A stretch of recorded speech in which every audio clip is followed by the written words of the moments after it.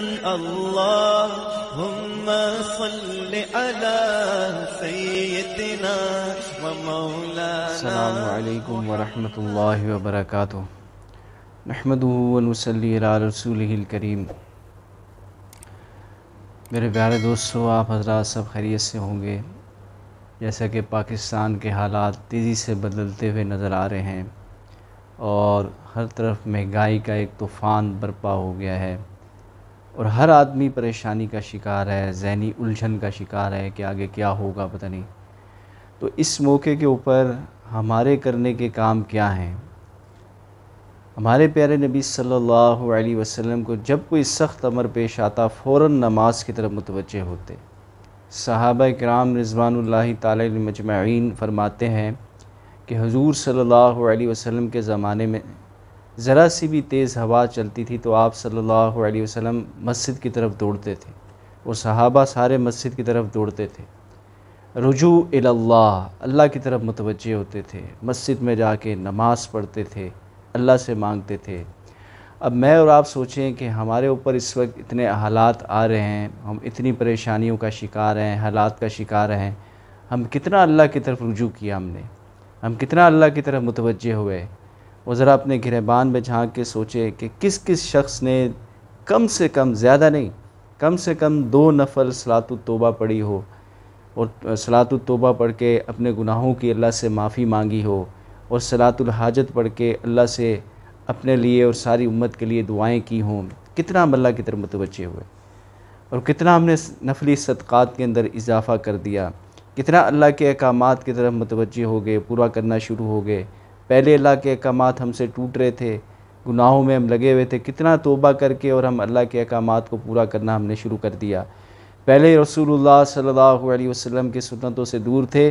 حالات کے آنے کی وجہ سے ہمیں سنتوں کی طرف متوجہ ہونا چاہیے تھا.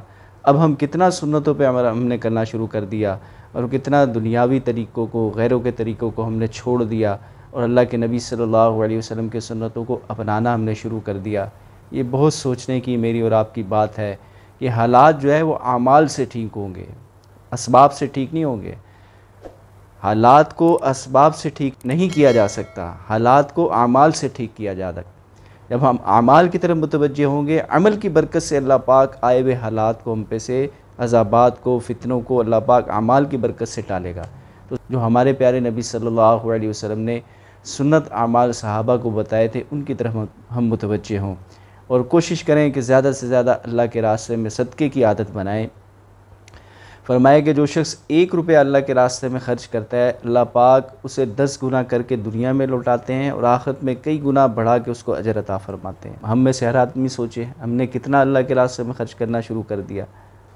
تو یہ اس سے برکت بھی پڑتی ہے مال کے اندر. ہر آدمی چاہتا ہے کہ میرا مال بڑھ جائے، تو بڑھانے کی طرف تو ہر آدمی کی توجہ ہے، لیکن مال کے اندر برکت پیدا ہو جائے. اب آج کل آپ نے دیکھا ہے کہ کسی چیز میں برکت نہیں ہے، نہ مال میں برکت ہے، نہ وقت میں برکت ہے. پتہ ہی نہیں چلتا، ہفتوں کے ہفتے، مہینوں کے مہینے ایسے گزر جاتے ہیں. ہماری آمدنیوں میں سے برکت کا نکل جانا، اس کی وجوہات یہ ہیں کہ ہم نے اللہ کے راستے میں خرچ کرنا چھوڑ دیا، صلہ رحمی کرنا چھوڑ دی، اعمال کی طرف متوجہ ہونا چھوڑ. وہ اعمال جو اللہ کے نبی صلی اللہ علیہ وسلم نے صحابہ کو سکھائے تھے. ایک مجرب عمل ہے کہ ایک صحابی رسول اللہ صلی اللہ علیہ وسلم کی خدمت میں پیش ہوئے اور عرض کیا، یا رسول اللہ میرے گھر کے اندر تنگی ہے اور پریشانی ہے. آپ صلی اللہ علیہ وسلم نے کوئی وہ زیادہ اس کو وظائف نہیں بتائے، چھوٹا سا ایک عمل بتایا. اس کو کہا کہ جب گھر میں داخل ہوا کرو تو سلام کر لیا کرو اور مجھ پہ درود شریف پڑھ لیا کرو اور سورہ اخلاص پڑھ لیا کرو. اور صحابی رضی اللہ تعالیٰ عنہ نے آگے سوالات نہیں کیے کہ ایسا کرنے سے کیا ہوگا، یہ عمل کروں گا تو میری تنگی کیسے دور ہو جائے گی، بلکہ فوراً جا کے اس عمل کی پابندی شروع کر دی.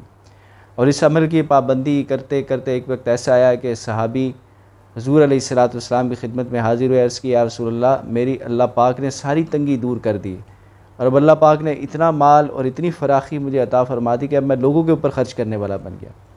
تو اللہ پاک جل شانہ اس موقع کے اوپر ہم سب کو اپنی طرف رجوع کرنے کی توفیق عطا فرمائے.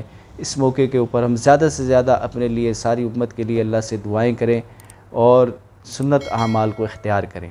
السلام علیکم ورحمۃ اللہ وبرکاتہ.